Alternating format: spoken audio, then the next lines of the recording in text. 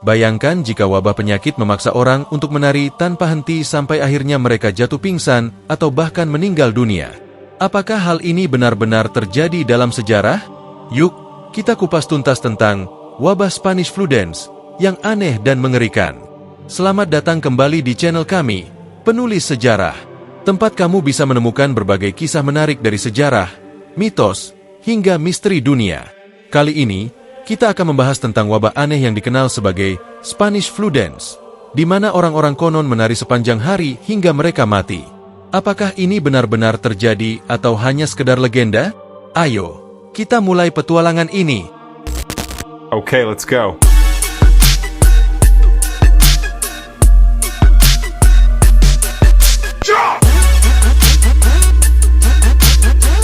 Sebelum kita masuk lebih jauh, penting untuk meluruskan bahwa Spanish Flu Dance sebenarnya adalah salah kaprah. Istilah ini seringkali disalahartikan sebagai wabah flu Spanyol yang mematikan pada tahun 1918.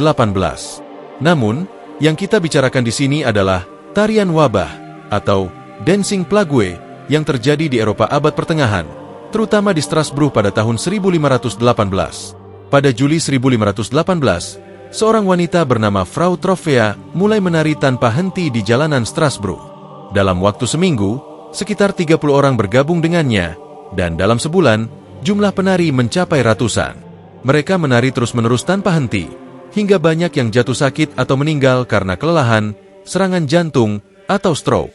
Salah satu teori yang paling umum diterima oleh para sejarawan dan psikolog adalah bahwa tarian wabah ini adalah hasil dari histeria massal, yang dikenal dalam dunia medis sebagai gangguan psikogenik massal. Teori ini menyatakan bahwa stres dan tekanan yang luar biasa pada masyarakat dapat memicu respons psikologis ekstrim yang bermanifestasi dalam bentuk perilaku aneh dan tidak terkendali seperti menari tanpa henti. Pada abad ke-16, kehidupan di Eropa, khususnya di Strasbourg, penuh dengan tantangan. Masyarakat saat itu menghadapi berbagai tekanan, seperti kemiskinan, kelaparan, peperangan, dan wabah penyakit yang seringkali membawa kematian massal. Keadaan ini menciptakan tingkat stres yang tinggi di kalangan masyarakat. Selain tekanan ekonomi dan sosial, masyarakat pada zaman itu sangat dipengaruhi oleh kepercayaan religius dan tahayul. Banyak orang percaya bahwa penyakit dan bencana adalah hukuman dari Tuhan atau kutukan akibat dosa-dosa mereka. Keyakinan ini menambah beban psikologis yang mereka rasakan. Ketika stres dan kecemasan mencapai puncaknya, masyarakat dapat mengalami gangguan psikogenik massal, di mana sekelompok besar orang menunjukkan gejala yang sama tanpa penyebab fisik yang jelas. Dalam kasus tarian wabah, histeria massal ini menyebabkan orang-orang mulai menari tanpa henti sebagai bentuk pelarian dari tekanan dan ketakutan mereka. Gangguan psikogenik massal seringkali menyebar dengan cepat melalui apa yang disebut penularan psikologis. Ketika orang-orang melihat orang lain menari tanpa henti, mereka mungkin merasa terdorong atau bahkan dipaksa secara tidak sadar untuk ikut menari. Ini menciptakan efek domino, di mana semakin banyak orang yang terlibat, semakin banyak orang lainnya yang tertarik atau terpengaruh untuk bergabung dalam tarian tersebut. Fenomena ini tidak hanya mengganggu kehidupan sehari-hari, tetapi juga menimbulkan kepanikan di kalangan masyarakat dan pihak berwenang. Orang-orang yang terlibat dalam tarian wabah seringkali menari hingga kelelahan, jatuh sakit, atau bahkan meninggal dunia akibat kelelahan ekstrim dan komplikasi kesehatan lainnya. Fenomena tarian wabah bukan satu-satunya contoh dari gangguan psikogenik massal. Sepanjang sejarah, terdapat banyak kejadian di mana histeria massal terjadi, seperti histeria tertawa di Tanganyika pada tahun 1962 dan wabah tawa di Laughter Epidemic. Kasus-kasus ini menunjukkan bahwa ketika stres dan kecemasan mencapai titik tertentu, perilaku kolektif yang tidak biasa dapat muncul. Teori lain yang cukup populer adalah bahwa wabah ini disebabkan oleh keracunan ergot, sejenis jamur yang tumbuh pada gandum basah. Jamur ini menghasilkan senyawa kimia yang dikenal sebagai ergot alkaloid yang memiliki efek psikoaktif pada manusia.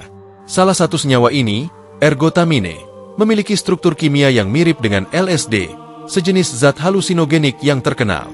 Keracunan ergot dapat menyebabkan gejala fisik dan psikologis yang parah. Beberapa gejala yang dikaitkan dengan keracunan ergot meliputi kejang, mual, muntah, dan halusinasi. Halusinasi yang dihasilkan oleh racun ergot dapat mencakup pengalaman visual, auditif, dan sensorik yang intens, yang dapat memengaruhi persepsi dan perilaku seseorang.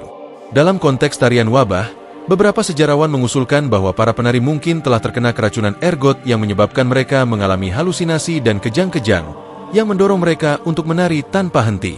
Pengaruh psikoaktif dari racun ergot dapat mengubah persepsi dan perilaku seseorang secara dramatis, bahkan hingga titik di mana mereka kehilangan kendali atas tubuh dan gerakan mereka.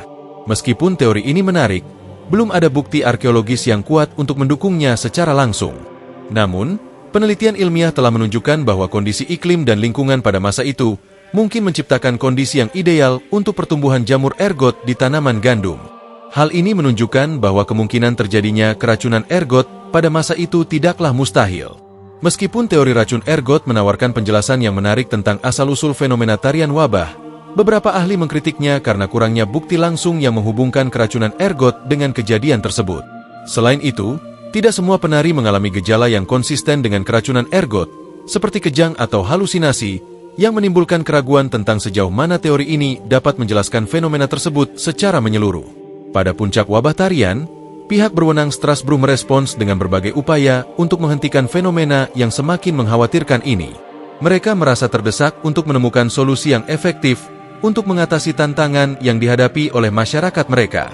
Salah satu upaya yang dilakukan adalah dengan mendirikan panggung di jalanan dan mempekerjakan musisi untuk memainkan musik dengan harapan para penari akan lelah dan berhenti menari. Namun, langkah ini justru memperparah situasi, karena musik yang dimainkan malah mendorong para penari untuk menari lebih lama dan lebih keras. Musik yang dimainkan oleh musisi dapat dianggap sebagai pemicu yang memperkuat fenomena tarian wabah. Ritme dan melodi yang terus-menerus membangkitkan semangat para penari dan membuat mereka semakin terlibat dalam tarian mereka. Dalam keadaan yang sudah dipenuhi oleh ketakutan dan kecemasan, musik tersebut dapat menjadi penguat yang memperkuat perilaku kolektif yang aneh ini. Upaya pihak berwenang untuk menghentikan fenomena ini dengan cara tradisional seperti penggunaan musik dan hiburan ternyata tidak berhasil. Hal ini menyoroti keterbatasan pengetahuan dan pemahaman mereka terhadap sifat dan penyebab dari apa yang kemudian kita kenal sebagai tarian wabah. Di tengah kebingungan dan ketidakmampuan untuk menghentikan para penari, akhirnya para penari dipindahkan ke kapel-kapel di luar kota. Di sana, mereka diberikan doa-doa penyembuhan dan upaya spiritual dalam harapan bahwa fenomena ini dapat dihentikan. Meskipun tidak jelas apakah upaya spiritual ini benar-benar memiliki dampak langsung, namun pengalihan tempat berhasil mengurangi jumlah penari secara bertahap. Meskipun upaya pihak berwenang Strasbourg menunjukkan keinginan dan usaha untuk mengatasi fenomena ini, kenyataannya mereka mengalami kesulitan besar dalam menemukan pendekatan yang efektif. Ini menunjukkan betapa sulitnya menghadapi situasi yang di luar nalar dan mencoba mengendalikan perilaku manusia yang di luar kendali. Akhirnya, para penari dipindahkan ke kapel-kapel di luar kota dan diberikan doa-doa penyembuhan. Perlahan-lahan, jumlah penari mulai berkurang dan wabah ini akhirnya berhenti. Namun, peristiwa ini tetap menjadi misteri besar dalam sejarah, dengan berbagai teori dan spekulasi yang masih dibahas hingga kini. Fenomena tarian wabah telah menginspirasi banyak karya seni, sastra, dan media populer. Banyak cerita, film, dan pertunjukan yang mengangkat tema ini menggambarkan betapa mengerikannya wabah yang membuat orang menari hingga mati. Tarian wabah mengingatkan kita tentang betapa kompleksnya respons manusia terhadap tekanan sosial dan psikologis. Ini juga menunjukkan bagaimana keyakinan dan budaya dapat mempengaruhi perilaku kolektif, terkadang dengan cara yang ekstrim dan tidak terduga. Jika kamu merasa video ini menarik dan ingin tahu lebih banyak tentang kisah-kisah sejarah lainnya yang tidak kalah menarik, jangan lupa untuk like, subscribe, dan aktifkan lonceng notifikasinya. Bagikan juga pendapatmu di kolom komentar. Apakah kamu percaya bahwa fenomena ini benar-benar terjadi atau hanya sekedar legenda? Terima kasih sudah menonton sampai habis. Semoga video ini bisa menambah wawasan dan pengetahuan kalian. Sampai jumpa di video berikutnya, dan tetaplah penasaran.